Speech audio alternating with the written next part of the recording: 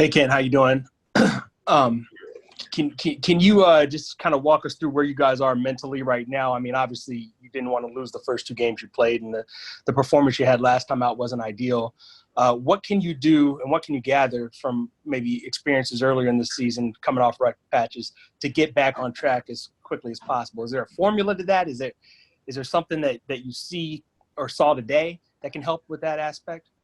Well, I just think overall it's a good learning experience, for a very young team that, hasn't been in playoff type atmosphere. I think the intensity down here is reminiscent of the playoffs without the 20,000 people. So it's an eye-opening experience for a lot of guys. And, we're just trying to get better and better every day. And, hopefully, a year or two down the road, it's a lot that this team can learn from that. As far as first quarters go, is that part of it? Is it, I don't want to call it shell shock, but is there something you're seeing in the first quarter where guys just aren't up to speed quick enough when you're talking about that intensity taking another level? Yeah, I mean, you just got to understand this time of year is a great sense of urgency. 8 games isn't a lot of games to, for pole position. And so you look at the game last night, Orlando comes out, Aaron Gordon goes through three of our guys and gets an and one. That's setting the tone. And his guys follow, Orlando followed, and they just kept it on us all night. So, we got to understand that, this it's a sprint. We got to come out with a better sense of urgency. And, it's just something that you can't really, explain to a guy. They have to go through it. So, like I said, I mean, it's something we're learning. It's just a learning experience. This is a different beast. It's good that we're getting this experience. We're not even supposed to be here. They brought 22 teams down, so it's good that we're here and kind of still in this experience. James Ham. Hey, Days, how are you? Yeah, good. Good. How do you get the young guys to really take in something, even if the games haven't gone the way that you want? I mean, because you can learn clearly through succeeding, but also through failing. And how do you get them to really take something from these games? I mean, it's no different than anything else in life that they probably been through. Growing pains. That's just how I choose to look at things. These are life lessons. And how to be prepared for these types of events. These are, Orlando Magic's a team that's been through the fire. They've been together for a very long time. Very good head coach. The San Antonio Spurs, seasoned guys. They got some young guys, but they're pretty veteran oriented. So they understand what it takes to kind of get all this stuff done. So we just learning, we're just learning, and it's good. I think these guys will learn a lot from it. What's up, bro? Darren Fox, all these guys, they're learning a lot from this experience now. And I guess going forward, I mean, you still have 6 games here. Have you lost faith in what's happening here? Are you guys still in it? Yeah, we're definitely still in it. I mean, any locker room I'm a part of would never lose confidence in our abilities. And I told the guys today, I said the worst thing about this is that we are underachieving as a team. I mean, that's just the truth. We're a very talented team. And we're more talented than the first 2 teams we played against and a lot of other teams that are here. It's just all about figuring out the small stuff. And that's all it is at this point, just kind of polishing up and just having guys really understand and what this moment is that we're a part of right now. Jason Jones. Hey, Kent. You talked about setting the tone early and how Aaron Gordon kind of just set that tone early. What do you remember earlier in your career the first time you were in a postseason situation and realized, wow, this level of intensity is different? And how did you learn to respond to that? Shoot, my first year in Atlanta, we won 60 games, won the Eastern Conference Finals against Cleveland and LeBron, and we had a couple guys go down, and I'm thrusted into the start lineup, and it's a different beast, and it's sink or swim, and I chose to swim, and you just got to fight, regardless of if you have the talent, if you have the game, if you're making shots, you're missing shots, you just got to fight. You got to go out, you got to execute the game plan, and you just got to do all the little things, set your teammates up, set great screens, you got to get to your spots. You got to be patient, offensively. You got to play hard defensively. Like, you just got to give it up. You got to give yourself up. And That's one thing that's one thing that's kind of been eye-opening for a lot of guys down here is that, teams are scouting the crap out of us. Like any action we run, their bench is calling out our actions, and, it's tough to score, against, defensive teams, and the teams down here that are going to win are going to get stops. You see the Toronto and the Laker game. That was one of the best games I've seen all year. Just guys making tremendous plays defensively, flying around. And that's what it takes. And until we understand that, it's just going to be a learning process. And I know when you arrived, you talked about the little things and how the team wasn't as far away as they might have thought they were at that point. If they could tighten up on the little things, do you think the first two games have been maybe a good reminder that if you want to be a good team, those are the things you have to focus on? It's not so much just the flashy things, but it's the boxing out on free throws. It's the help. It's all those little things that make you a good team. No question. It's all the little things. It's the extra pass. It's it's setting a good screen. It's throwing a good pass to your teammate. It's the sprint back in transition.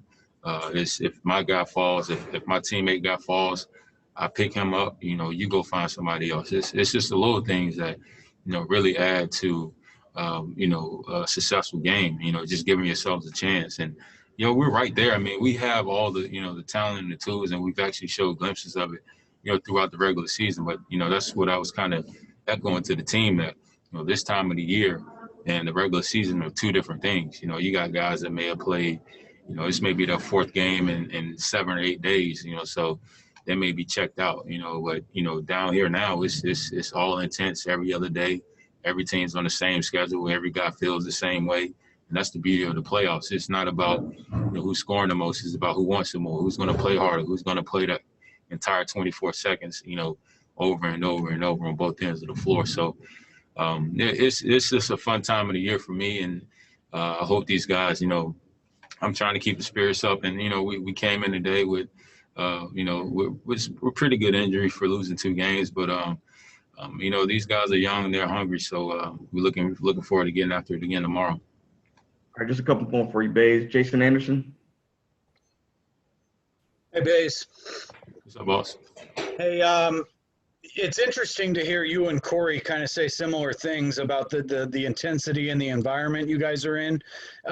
Whatever happens down here, does it feel to you like this team is gaining that quote unquote playoff experience, and how might that benefit the group moving forward, into next year? Yeah, I definitely think being down here is like I said, it's been eye-opening in so many ways. But Corey's a champion, and I've always had respect for Corey ever since I came into the league.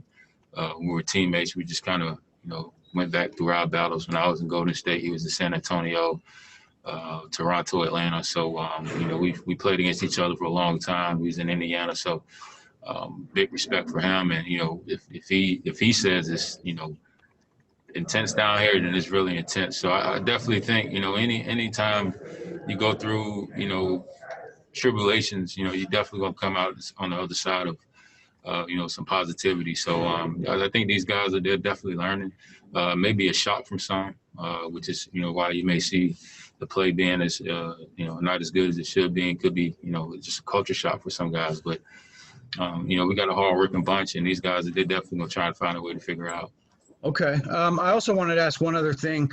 I know you guys are looking closely at what's not working, and specifically defensively. What are where are the breakdowns happening? What are you guys seeing when you review film?